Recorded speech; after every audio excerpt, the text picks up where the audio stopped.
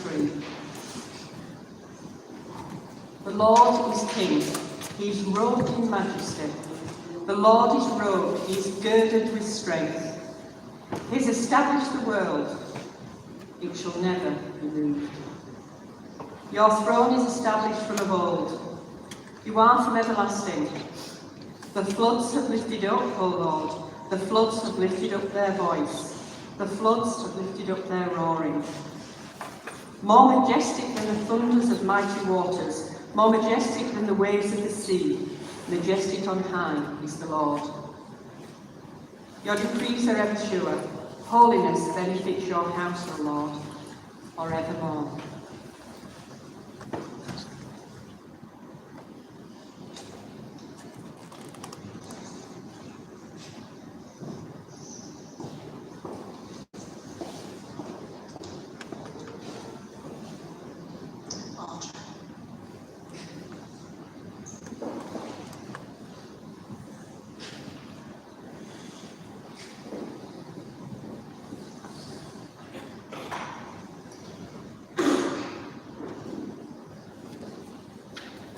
The Gospel of our Lord according to St. John. When Pilate entered the headquarters again, summoned Jesus and asked him, "Are you the King of the Jews?" Jesus answered, "Do you ask this on your own, or did others tell you about me?" Pilate replied, "I am not a Jew, am I? Your own nation and the chief priests have handed you over to me. What have you done?" Jesus answered, "My kingdom is not from this world. If my kingdom were from this world, my followers would be fighting to keep me from being handed over to the Jews. But as it is, my kingdom is not from here." Pilate asked him, "So you are a king?" Jesus answered, "You say that I am a king. For this I was born, and for this I came into the world, to testify to the truth. Everyone who belongs to the truth listens to my voice." This is the gospel of the Lord. Praise to you, O Christ.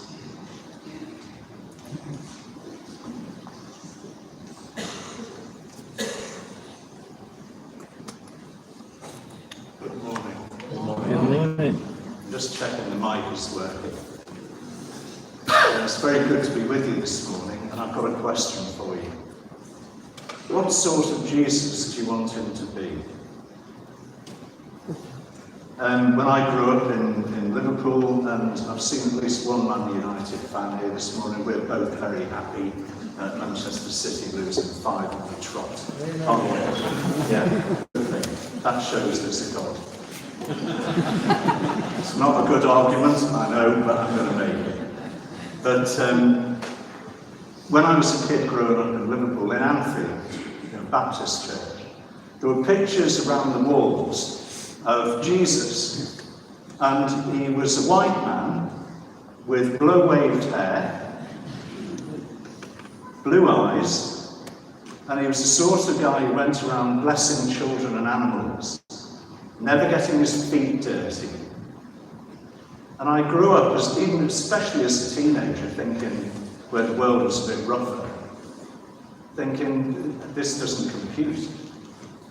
And then when I was a student and digging into world politics, and later my first job before I went to train for ordination was at GCHQ in Cheltenham. I did Soviet military intelligence during the Cold War and came across a very, very, very dirty world, challenging world. And I used to puzzle about, well, what does Jesus have to do with this world? And then I studied theology and found that some people in some parts of the world saw Jesus not as a wuss with a white nightie and blow waves in his hair, but as a revolutionary. And I began to think, and I still think, that too many of us shape Jesus in the image that we want him to have, to make us feel comfortable or happy. And this is particularly acute today when we celebrate Christ the King. Last week, my grandson, I've got 4 grandchildren, I know I don't look old enough. Actually, people still say that of my wife, but not of me. Part of his birthday present, his 9th birthday present, was my wife brought him down to London, because he'd never been to London. He'd never seen Big Ben and all of that. So she gave him a day in London and brought him into the Houses of Parliament first. And I took him into the chamber of the House of Lords, and at one end there is a massive golden throne. It's very impressive. And it's where the king sits when he does the King's speech to kick off a session of Parliament. And it's very impressive. And Joe stood there. That's his name, by the way. Otherwise I wouldn't have told you. Joe stood there and he looked at it with his mouth open and just said, wow. And so I pointed out that when the king sits in that throne, and in front of him are the 3 legs of parliamentary democracy, the legislature, those who make the laws, the executive, the government, that they have to stand behind the bar at the back. And it is just a bar, it's not a bar. You know what I mean? And the judiciary, the judges, are all sat or stood in front of him. We do our work in the name of His Majesty's government. He reads the speech in the name of God.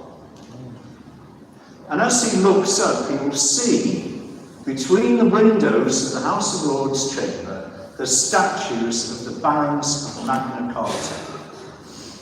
And there you live within the UK Constitution, where everybody is accountable, including the monarch, accountable to God.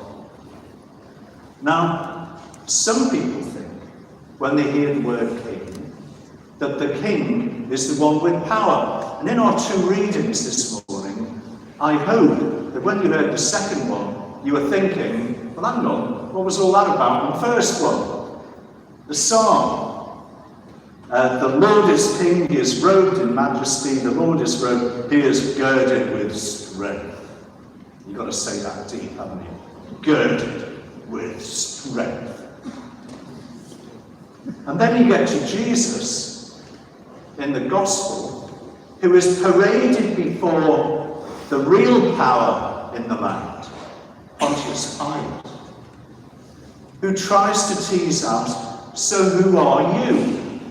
Now, the people of Jesus' time would have said, well, and the first disciples, if you are the king, if you are the Son of God, you will be like the God we know about from the Old Testament.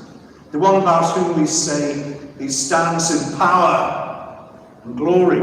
I was very interested that when we were doing the actions to the songs, I found myself jolted a bit, because when I went to be a vicar in Leicestershire,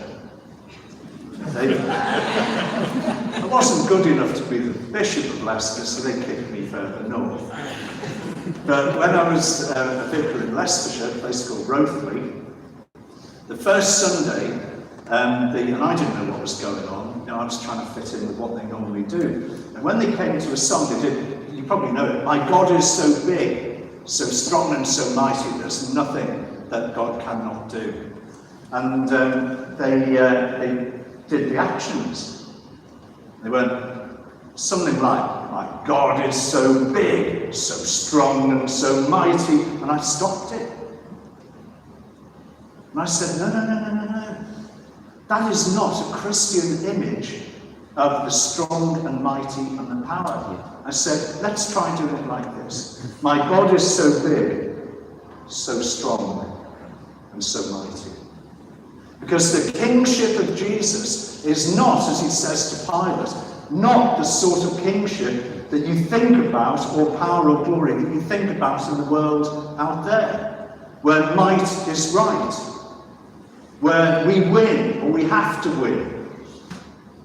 But the power of God, the kingship of God, is seen in the man who allows himself to be nailed to a cross. It works another way. When I did my daughter's wedding, I've got 3 kids, they're all adults, I've married 2 of them, the other one we're working on. But my daughter's wedding was the first one, down in Croydon. And during the address, there were loads of people there that had nothing to do with the church. I said, I've just noticed that lots of you have brought cards, you've brought presents and wrapping paper, and they've got pink paper with little fluffy love hearts on. And I said, oh, it's so sentimental, isn't it? This is about love.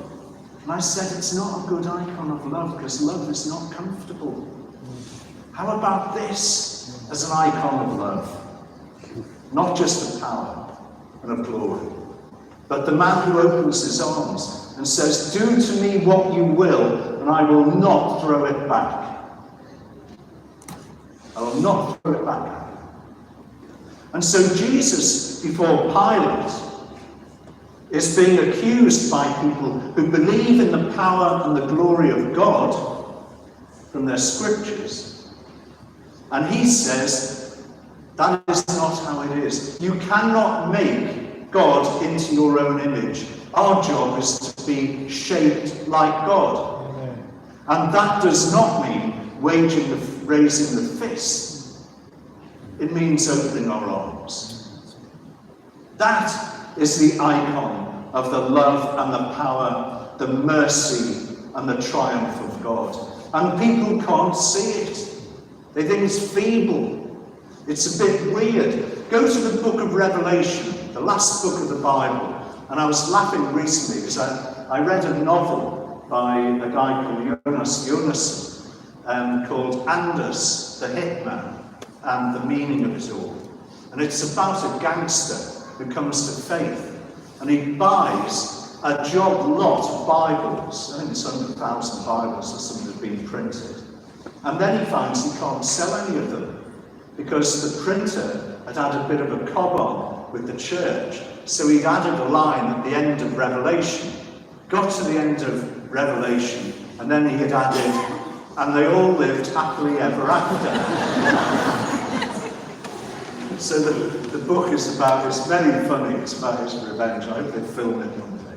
Anyway, in the book of Revelation, which is written to Christians who are suffering persecution, not a bit of mockery, not a bit of marginalisation that we might get here in Britain. We're talking about people like living with ISIS, where Christian men were crucified and then burned alive. That's persecution, and that is what Christians, I'll be back in northern Iraq in January, that's what people there suffered.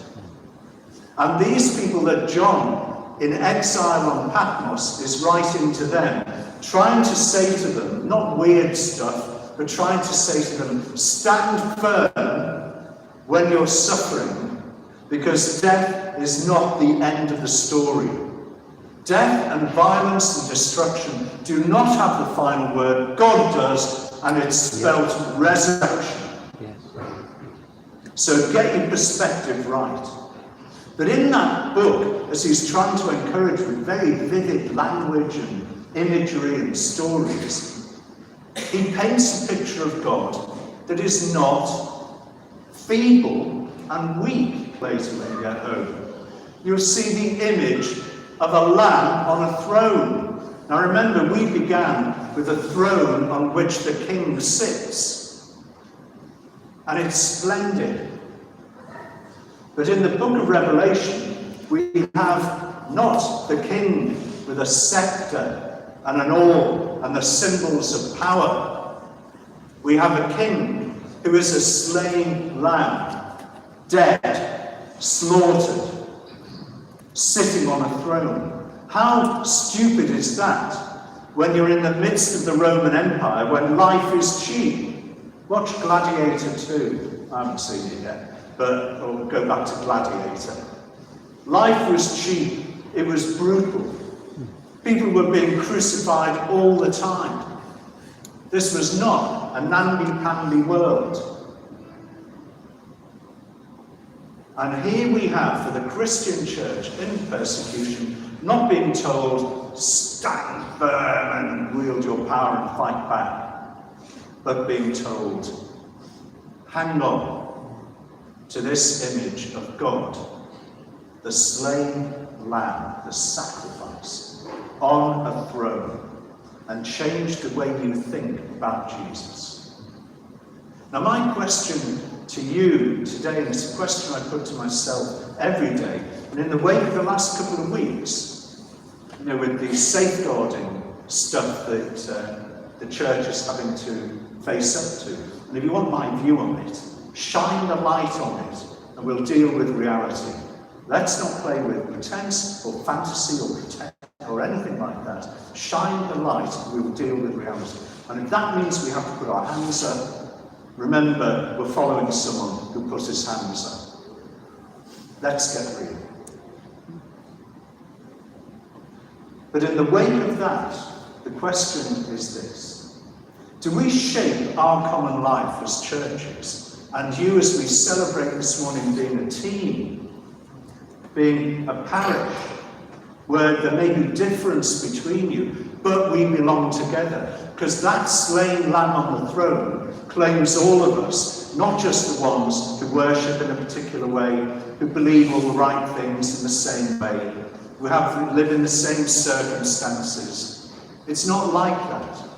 That slain lamb claims all of us, but asks us to recognize that if we follow him, if we shape ourselves in the form of this Jesus, then we may be a little less arrogant, a little less self-righteous, a little less protected, and willing to be open to what is thrown at us.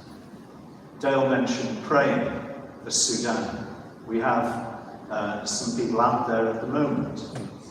I had a long conversation yesterday with Archbishop Ezekiel Conde, because we're very good friends. But Ezekiel had to leave his home in Khartoum with 42 other people. They were living, when they eventually got to Port Sudan, in a building of 16 people, effectively in 2 rooms. He's lost everything. The cathedral is gone, their homes have gone, his retirement home is gone, their vehicles, everything is gone. And he escaped in just the clothes he was wearing, and a mobile phone, and no charger. And we laughed and laughed on our phone call yesterday. Because this is a man who knows the power of joy in the risen, the crucified and risen Christ, regardless of the circumstances in which he finds himself.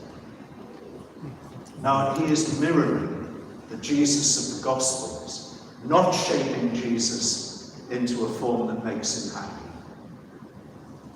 And I ask, as we, in one sense, inaugurate your team, your parish, is which Jesus are we going to look like?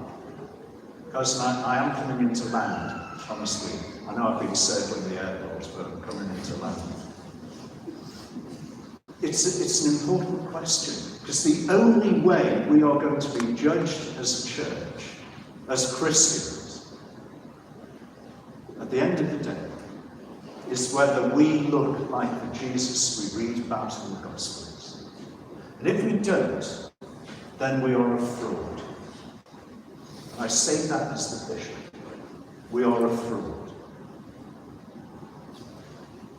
So I commend you in your common life. Open your minds, open your hearts, and open your eyes, open your ears. Because you might be surprised by a God who says you have to look differently. You have to see differently. You have to think differently. And you have to live differently. Because the King is the Lamb on the throne, and not the power and the glory behind it. I could give you another 25 minutes on Mark's Gospel, but I'm not going to. You'll have to invite me back for that one day. And I do take the hint with churches when they don't invite me back. I think that must have gone well. That's my prayer for you. That's how you will shape this parish in very different ways, listening to different voices, but open to being surprised by the God who surprises us, that kingship is not what we thought it was. May God bless you.